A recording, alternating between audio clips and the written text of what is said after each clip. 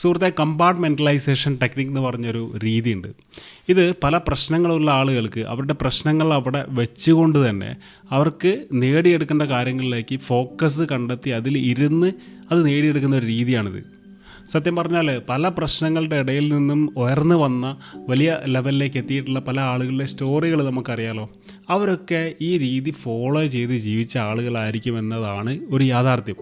കാര്യം ഇത്രയേ ഉള്ളൂ, നിങ്ങളിപ്പോൾ പല പ്രശ്നങ്ങളും അനുഭവിക്കുന്നുണ്ടാവാം. ആ പ്രശ്നങ്ങളൊക്കെ അവിടെ തന്നെ അങ്ങനെ തന്നെ നിൽക്കട്ടെ. അത് ചിലപ്പോൾ വ്യക്തികളായിരിക്കാം, ഒന്നിനും സാഹചര്യങ്ങൾ ഒക്കുന്നില്ല എന്നുള്ള പ്രയാസങ്ങളായിരിക്കാം. ഇതൊക്കെ ഇപ്പോഴെങ്ങനെയാണോ പോയിക്കൊണ്ടിരിക്കുന്നത് അതുപോലെ തന്നെ പോട്ടെ. അതിൻ്റെ കൂടെ നിങ്ങൾക്ക് നേടിയെടുക്കേണ്ട കാര്യങ്ങൾക്ക് വേണ്ടി, നിങ്ങൾക്ക് ചെയ്യേണ്ട വർക്കുകൾക്ക് വേണ്ടി കൃത്യമായിട്ടുള്ളൊരു സമയം മാറ്റിവെച്ച് അതിനു വേണ്ടി ഇരുന്ന് അത് നേടിയെടുക്കുക എന്ന് പറയുന്ന രീതിയാണിത്. ഞാൻ ഇങ്ങനെ ഒരു ടോപ്പിക്ക് ചൂസ് ചെയ്യാനുള്ള കാരണം PSCക്ക് പഠിക്കുന്ന ഒരാളുടെ മെയിലാണ്. അവർ പല എക്സാമിനും കിട്ടാൻ വേണ്ടി ഒരുപാട് ട്രൈ ചെയ്ത് നോക്കിയിട്ടുണ്ട്, പക്ഷേ കിട്ടുന്നില്ല. പക്ഷേ അവർക്കൊരു ഹോപ്പുണ്ട്, ഇനി അടുത്ത ഒരു 1-2 വർഷത്തിനിടയിൽ എന്തായാലും എനിക്ക് കിട്ടും. പക്ഷേ അവരുടെ കറണ്ട് സിറ്റുവേഷൻ എന്ന് പറഞ്ഞാൽ ഫാമിലിയിൽ നിന്ന് യാതൊരുവിധ സപ്പോർട്ടും കിട്ടുന്നില്ല. ഫിനാൻഷ്യലി അവർ നല്ലൊരു ലെവലിലല്ല. അവരുടെ വീട്ടിലുള്ള ഒരാൾ സപ്പോർട്ട് ചെയ്യുന്നുണ്ട്, ബാക്കിയുള്ള ആളുകളൊന്നും സപ്പോർട്ടീവ് അല്ല. ഇതിപ്പോൾ പഠിക്കുന്ന ഒരാളുടെ കേസാണെങ്കിൽ ഇതേപോലെ തന്നെ വർക്ക് ചെയ്യുന്ന ആളുകൾക്കും ഇങ്ങനെയുള്ള പ്രശ്നങ്ങളുണ്ട്. നിങ്ങൾ ആഗ്രഹിക്കുന്ന ഒരു ലെവലിലേക്ക് വർക്ക് ചെയ്യാൻ നിങ്ങളുടെ ഭാര്യ സമ്മതിക്കുന്നില്ല, ചിലപ്പോൾ ഭർത്താവ് സമ്മതിക്കുന്നില്ല, ചിലപ്പോൾ മക്കൾക്ക് താല്പര്യം ഉണ്ടാവില്ല, അല്ലെങ്കിൽ നിങ്ങളുടെ ടോട്ടൽ ഫാമിലി ആംബിയൻസ് തന്നെ അതിന് പറ്റിയ ഒരു ലെവലല്ല. ഇങ്ങനെയൊക്കെ ജീവിക്കേണ്ടി വരുന്ന ഒരുപാട് ആളുകളുണ്ട്. പക്ഷേ ഇതിനിടയിലും നേടേണ്ടവർ നേടുന്നുണ്ട്. അവരറിഞ്ഞോ അറിയാതെയോ ഇങ്ങനെയുള്ള ടെക്നിക്കുകൾ അവരുടെ ലൈഫിലേക്ക് അവർ ഇംപ്ലിമെൻറ്റ് ചെയ്തവരാണ്.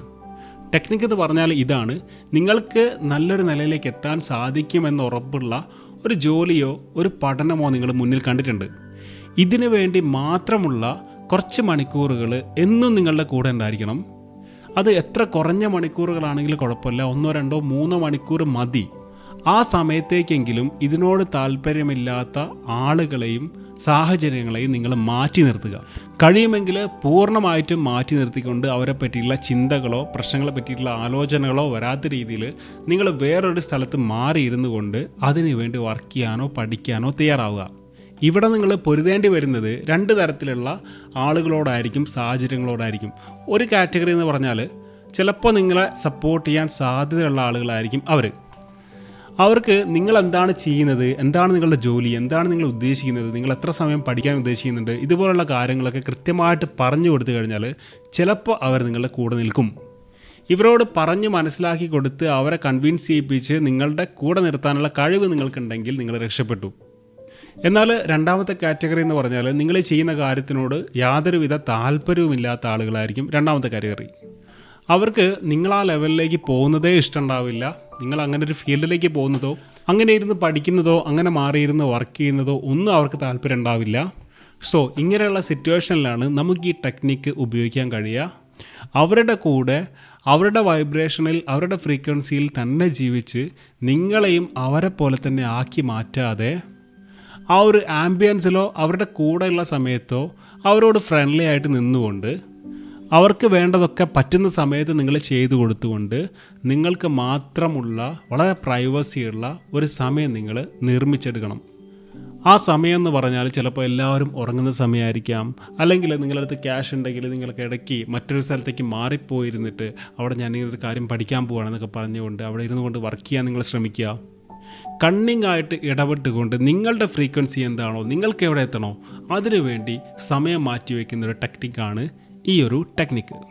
അതായത് നിങ്ങളൊരു ജോലിയോ വർക്കോ ചെയ്യുമ്പോൾ കഴിയുന്നതും നിങ്ങളെ തരം താഴ്ത്തുന്ന ഒരു നെഗറ്റീവ് ഫ്രീക്വൻസിയിലുള്ള ആളുകളുടെ കൂടെയുള്ള ചിന്തകളും ജീവിതവും നിങ്ങൾ ഒഴിവാക്കുക. കുറച്ച് നേരത്തേക്കെങ്കിലും ദിവസവും ഒഴിവാക്കുക.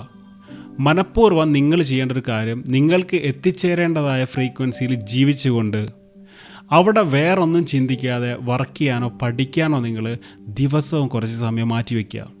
അതാണ് ഞാൻ ആദ്യം പറഞ്ഞത്, ദിവസം 1-2-3 മണിക്കൂർ മാത്രം മതി ഈ ഒരു കാര്യത്തിന്. നിങ്ങളുടെ ഈ സമയം ഏതായിരിക്കണം എന്ന് കണ്ടെത്തുന്നിടത്താണ് നിങ്ങളുടെ വിജയം. ഒരു പ്രധാനപ്പെട്ട ഒരു കാര്യം, നിങ്ങളിങ്ങനൊരു സമയം കണ്ടെത്തി കഴിഞ്ഞാൽ ഈ സമയത്ത് നെഗറ്റീവായിട്ടുള്ള ഒരു കാര്യവും ചിന്തിക്കാൻ പാടില്ല. ഞാൻ എന്താണ് ഇങ്ങനെ ആയിപ്പോയത്, എന്തുകൊണ്ടാണ് എനിക്ക് ഇങ്ങനൊരു ജീവിതം വിധിച്ചത്, ഇങ്ങനെയൊന്നും ചിന്തിക്കാൻ പാടില്ല. അവിടെ വിജയിച്ച് കാണിച്ചു കൊടുക്കേണ്ടത് നിങ്ങളുടെ ഉത്തരവാദിത്തമാണ്. ആരെയാണ് കാണിച്ചു കൊടുക്കേണ്ടത്? നിങ്ങളെ തന്നെ.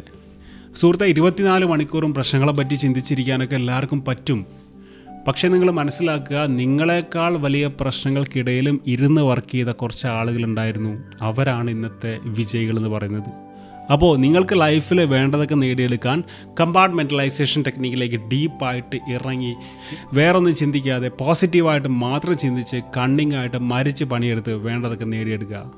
കുറച്ച് ദിവസം കണ്ടിന്യൂസ് ആയിട്ട് നിങ്ങളിത് ചെയ്യാൻ തുടങ്ങിക്കഴിഞ്ഞാൽ ഇതിൻ്റെ മാറ്റം നിങ്ങളുടെ ലൈഫിലേക്ക് കൃത്യമായിട്ട് വരുന്നത് നിങ്ങൾക്ക് നേരിട്ടറിയാം. നിങ്ങളിപ്പോൾ നേരിട്ടുകൊണ്ടിരിക്കുന്ന പ്രശ്നങ്ങൾ എത്ര നെഗറ്റീവ് ആണെങ്കിലും നിങ്ങളുടെ കഴിവുകൾക്ക് പ്രത്യേകിച്ച് ഒന്നും പറ്റിയിട്ടില്ല.